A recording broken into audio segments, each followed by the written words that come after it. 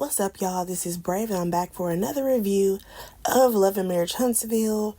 I know this is a show that I kind of dropped off from, but I'm back, okay? I feel like there's a few things that can be talked about.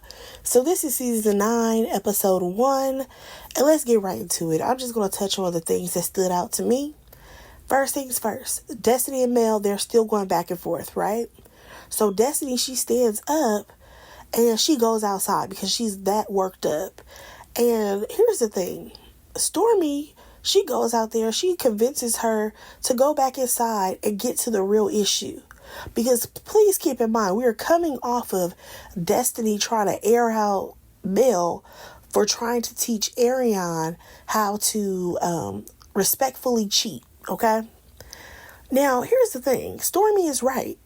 We should be talking about what your actual issue with Mel is, instead of you trying to be like, oh yeah, because you were trying to do this, that, another with the side chick. Like, we didn't need all that. Like, for me, I just feel like Destiny should have started with, why does she feel like, her and Mel, they number one, can rebuild a friendship, and for her to say exactly why Mel hurt her. She refuses to say what exactly that is. And I know that she wants to talk about this idea that her and Martell were messing around. Here's the thing. The whole thing about Destiny and Martell messing around, that's kind of an after the fact situation. Like, that was said after the fact, Destiny. Like, there's multiple things that I feel like you have done that Melody feels like that you crossed the line. Okay? So Mel, she decides that she wants to go back to the house. Okay, when Destiny is still trying to talk to her, Mel feels like she wants to leave because the conversation went left. And it absolutely did. When Destiny tried to throw that dig, because that's what it was, when she tried to throw that dig about, oh yeah, because you were trying to teach Ariane how to successfully cheat. Not successfully, respectfully cheat. I feel like Mel took that as a dig. It was like, girl, we ain't going nowhere in this conversation. Because you're not stating what the issue is. You was too busy trying to throw a dig because earlier in that day you had talked to Tisha. And I feel like it kind of put the battery in your back that in front of these women, you need to, still act like you're this girl who can call Mel out and all these things, where really you just want to be her friend. Like, it is the weirdest thing. I think that Destiny needed to start with, you know what, Mel, we've been through our ups and downs, but at the end of the day, I miss our friendship. She needs to start with that. Destiny needs to start with, I miss our friendship. And then maybe we could go somewhere. Because that would be her being honest. Now, moving on from that, they're about to leave, right? They outside, walking to the van. And here goes Shanita. She's calling Tisha and Op. Now, here's the thing. She has called Tisha and Op multiple times throughout this trip. I feel like at this point, it got old. Tisha was not a fan of it. And, girl, just apologize. Like, it's really not that deep. You got to realize, Shanita, that you are a guest here. You're not permanent, okay? You don't know Tisha like that. For you to constantly call her this, like, you was in the wrong. You were, Shanita. But moving on. Y'all, Destiny, again, Destiny, you doing too much. Destiny pulls Sunny to the side, and the first thing that stood out to me as these two women are going back and forth is that Destiny said, okay, we may not have been friends, but we were cool enough for you to... I said, oh, hold on. Destiny, I need for you to let it go. I think that's really my issue with Destiny with this whole Sunny and Moses situation. Because what exactly do you want for Sunny to do? Even if Sunny was to say, you know what? Me and Destiny, we was like besties. We was like sisters. And unfortunately, I fell in love with Moses. What is that going to do? That's not going to do anything for you, Destiny. Like, there's nothing that Sunny can do that I feel like would satisfy Destiny. I really don't think so. Like, at this point, you say that you don't want Moses anymore. You don't want this man, but you over here holding on so tight to this situation. It's like, girl, the only person who's getting hurt is you. Because Sunny, she got the man. She happy. Okay? She even told you she don't hold no feelings towards you either. Destiny, you gotta let it go. I'm sorry, but you just have to. Like, if I'm being completely honest, Destiny, you don't need to be on this show. Because you don't know how to play the game in the right way. Okay, when it was announced that Moses and Sunny was going to be on the show, right? And the fact that Destiny's coming back, baby, we would have had one conversation because, of course, that is what the audience wants to see. But that would have been it. Like, we should have seen Destiny moving and shaking in the city. Destiny should have been on some fly shit. Like, oh, y'all gonna catch me going out on a date. I'm doing something for my business. Like, girl, what's going on? Because the only reason why you're even around, if we want to be technical, is because of this Moses and Sunny situation. And if I want to be honest, Sunny and Moses actually have a storyline and Destiny does not. Destiny's whole storyline since we've been back with her has been about Sunny and Moses. Like, what happened to Madani? What's going on with, your son? What's going on with you trying to start a new business? Like, can we get something? Sunny, however, she is a newlywed. You know what I'm saying? They haven't been married that long. They're planning on moving to Huntsville, starting some businesses. She's trying to have a baby. That's things that technically goes into a show.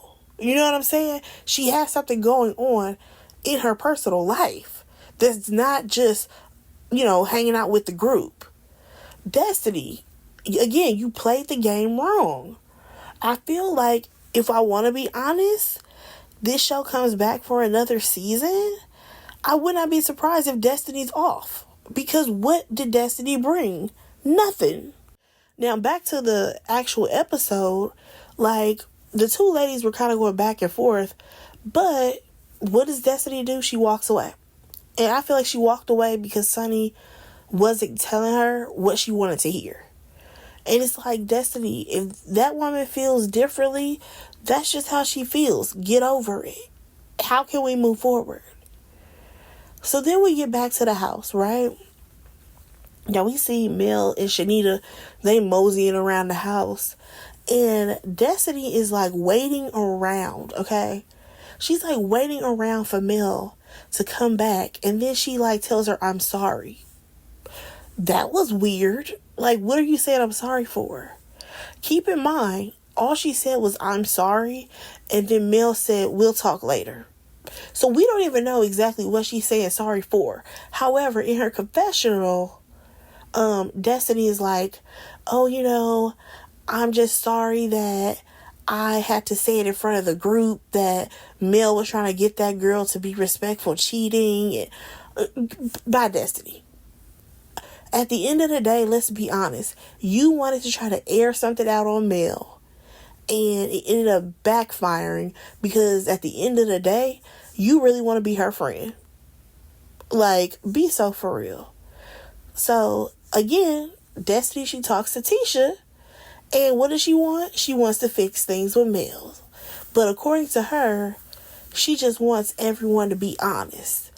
I feel like people are being honest in their truths, but she just won't accept it because it's not what she wants to hear. Now, moving on, we do see the ladies have a little bit of fun. And I must say, St. Thomas is beautiful.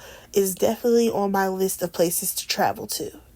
Now, moving on, Mel, she talks to Destiny and she's like, you know what? I am glad that you shared those text messages because now we can kind of see a better picture of what was going on between Sunny, Moses, and Destiny. And it's given that Moses was playing games. Moses was playing on both of these women. Okay? The only thing is that he made a decision to marry Sunny and not Destiny. It is what it is. So then Destiny, she goes on to apologize to Mel, saying that, I now understand what Mel was going through because now I'm going through it with this whole other situation. And I find that to be interesting because y'all situations are kind of different. Because number one, Mel did not know Ariane. And Mel, she was just over the fact that all her friends were still kicking it with Martell, especially when he was trying to make her life hell. As far as you go, Destiny, that's not exactly your situation. Yes, I will say it is messed up that Sunny, she got with your ex. But also at the same time, they're not doing anything to you. Like, yes, they came on this show and, they're new cast members, but don't sit up here and act like they just walked on the show by themselves. If you have a problem, go talk to Carlos. That's who your real problem is. Because you're mad that Carlos brought these people on the show. Okay? So go talk to Carlos about that. But besides that, I just feel like they're not bothering Destiny. Like, we ain't seen Moses try to track Destiny down. Sunny ain't trying to track, Destiny down about anything.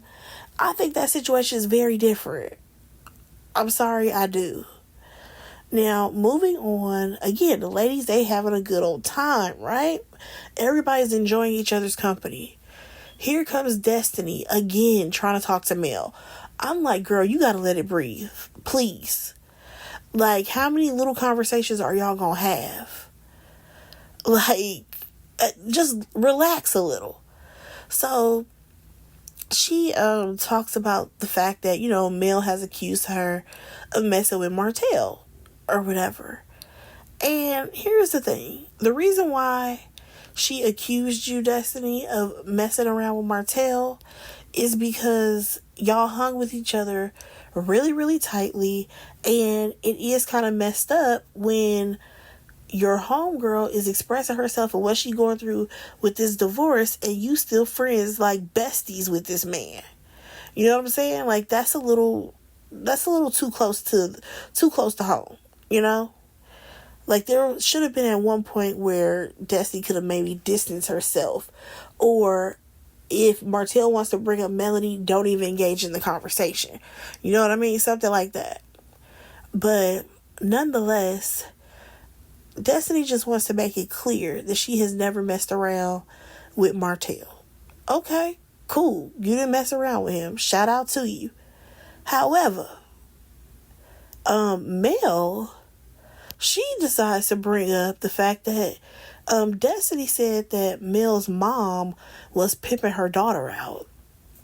Now listen, I don't care what excuse what's her name, Destiny came up with. I want her to be honest. I want her to say, you know what? I got that line from Kenya Moore when she was talking about Kim Zolciak pimping out her daughter for John Legend tickets. And you know what? That's the only thing I could think of in that moment. So I said it. I would rather her tell the truth. Like, be so for real. So as the ladies are about to eat dinner, right? Shanita, she apologizes to Tisha. And I respect it. I love that, she was able to do that. And the ladies seem to be on, good terms. Now, this is where things got weird to me. We see Destiny, she went to the bathroom, and then when she came back, Stormy was sitting, like, next to Mel, right? Why did she make Stormy get up? Like, Stormy was like, oh, you want this seat? Okay, I'll get up. Stormy, why'd you get up from that seat? Like, you don't have no issues with Mel right now.